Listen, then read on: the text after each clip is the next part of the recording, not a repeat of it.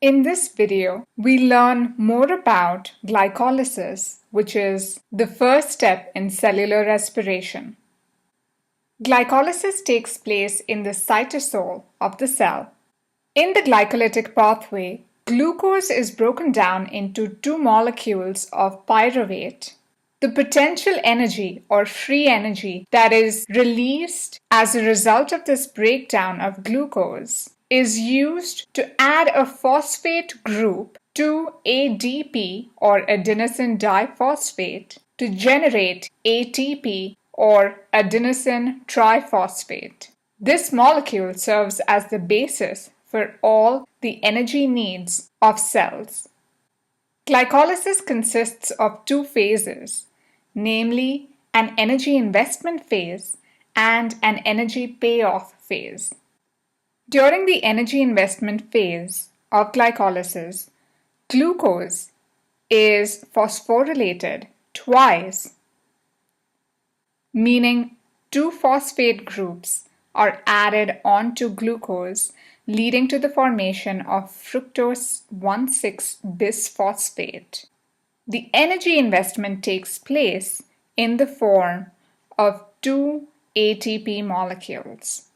During the energy payoff phase, there is production of either energy-rich intermediates, such as NADH, or the direct formation of ATP molecules. Overall, during the glycolytic pathway, there is a net gain of two ATP molecules because you generate 4 ATP molecules during the energy payoff phase, and you invest 2 ATP molecules during the energy investment phase, leading to a net gain of 2 ATP molecules. All of the reactions in glycolysis are catalyzed by protein molecules called enzymes.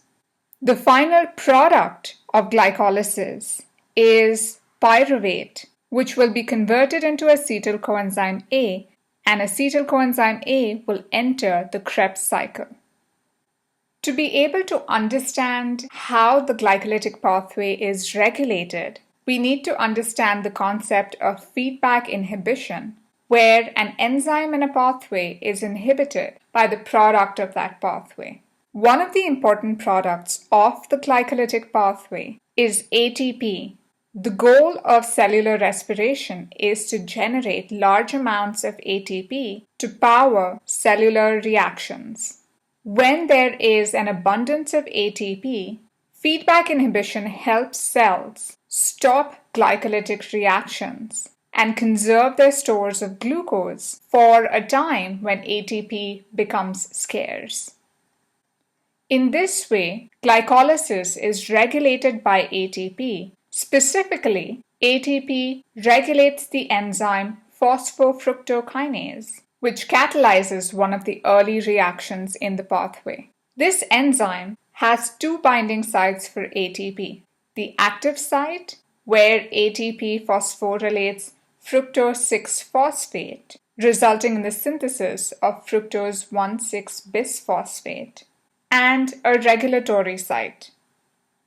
When there is lots of ATP around, it binds the regulatory site on the enzyme phosphofructokinase.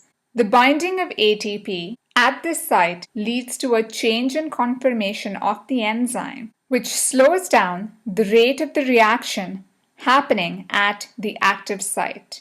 Thus, ATP is considered an allosteric regulator of phosphofructokinase. On the other hand, when ATP is scarce, this binding at the regulatory site does not occur, and the enzyme maintains a steady rate of reaction at the active site.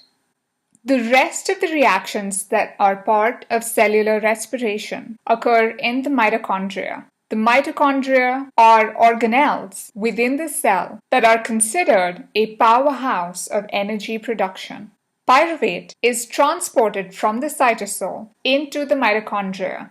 Mitochondria have two membranes, the inner membrane and the outer membrane. The inner membrane of the mitochondria are connected to layers of sac-like structures known as cristae, which fill the interior of the mitochondria. The inner space of the mitochondria is filled with a matrix known as the mitochondrial matrix.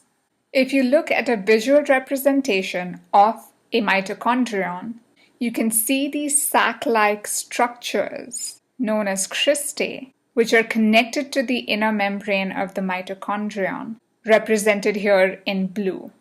The inner and outer membrane of the mitochondrion are separated by a space known as the intermembrane space.